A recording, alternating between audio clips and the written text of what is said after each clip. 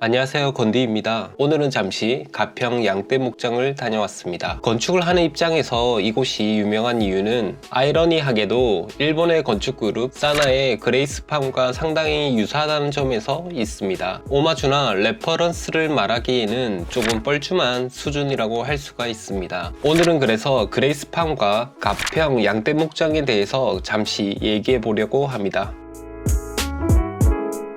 먼저 그레이스팜에 대해서 짧게 소개를 드릴게요. 사나가 만든 그레이스팜은 뉴욕에서 1시간가량 떨어진 뉴캐논이라는 곳에서 위치해 있습니다. 32만 제곱미터의 거대한 자연이 펼쳐지고 공동체로 운영되는 목장이었는데 그곳을 복합문화공간으로 만들어서 유기적이면서 강이 흐르는 듯한 형태의 건축물이 만들어졌죠. 2010년에 프리츠커상을 받기도 했고 굉장히 유명한 건축 집단이라고 할 수가 있습니다. 이 건축가들의 특징은 안과 밖이 자연스럽게 연결되는 것이 특징이고, 이 건축물은 건물이 높지 않고 언덕을 따라서 자연스럽게 흐르는 듯한 특징을 가지고 있습니다. 자연 속에 있는 듯한 공간을 만들었다고 할 수가 있죠.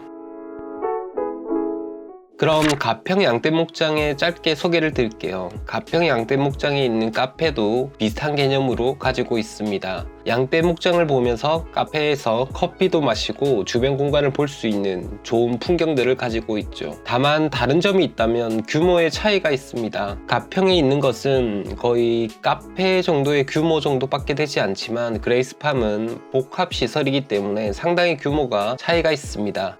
저의 관점에서 봤을 때는 건축주의 제안이었을지 아니면 건축가가 제안을 했는지는 모르겠지만 어쨌든 결론적으로 보면 거의 저의 입장에서는 이것은 거의 카페에 가깝다고 저는 생각을 하고 있습니다. 우선 가평 양떼 목장의 구성을 보면 전체적으로 보았을 때 진입구가 있습니다. 진입구에 들어가서 티켓을 뽑을 수가 있고 길을 따라 올라가면 오른쪽으로 가면 양떼 목장을 볼 수가 있습니다. 이 풍경이 상당히 좋은 것은 사실이죠. 그래서 양떼 목장에서 체험을 할 수도 있지만 저는 굳이 체험을 하지 않고 카페로 들어서기 시작을 했습니다. 이 카페에서는 유기적인 형태로 이어지는 큰 슬라브가 있고 그 아래에 동그랗게 여러 가지의 카페가 있는 것을 볼 수가 있습니다. 외부와 내부 공간이 적절하게 나눠져 있고 내부 공간은 거의 카페로 활용하고 있습니다. 그레이스팜은 조금 다른 것이 여기가 복합문화 공간이라고 했잖아요. 그레이스팜 파운데이션에서 이것을 만들었는데 여기는 종교단체입니다. 종교적인 커뮤니티 시설, 예배 공간, 자연을 경험할 수 있는 시설들이 이루어져 있죠. 그래서 예배당도 있고 식당도 있고 체육관도 있고 좀 규모가 다르다고 할 수가 있고 여기에서는 1층뿐만 아니라 지하층도 같이 연계된 공간들이 많습니다. 전체적으로 자연과 함께 이루어져 있기 때문에 한 층으로만 만들기 위해서 필요한 공간은 지하를 만들었다는 것이 특징이고, 형태적으로 봤을 때 상부는 알루미늄 플레이트를 사용했고 그 밑을 지지하는 것은 나무를 사용을 했습니다. 나무 인방과 H 형광들이 지지를 하고 있는 것을 볼 수가 있고, 그리고 벽체들은 대부분 유리로 되어 있고 그리고 기둥은 흰색 기둥으로 되어 있습니다. 특징이라고 할 수 있는 것이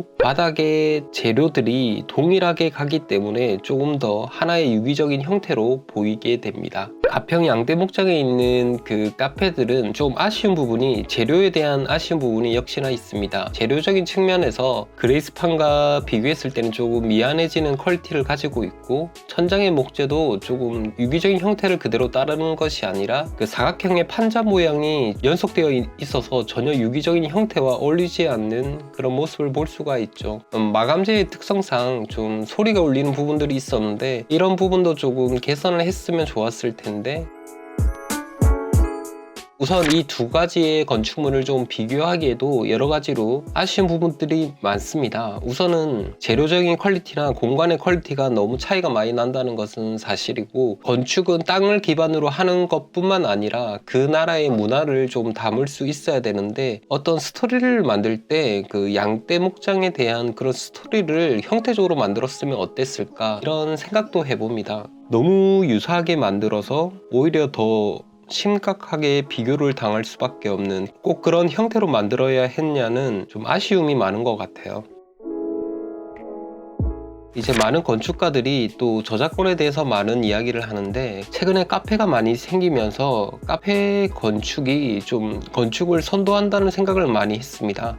그 부분에서는 틀린 건 아닌 것 같은데, 그런데 이런 트렌드가 계속 되다 보니 건축을 하는 입장에서 봤을 때 그 건축물의 형태를 그대로 가지고 와서 카피하는 수준의 건축을 만드는 저작권의 인식은 조금 안 좋은 것 같아요.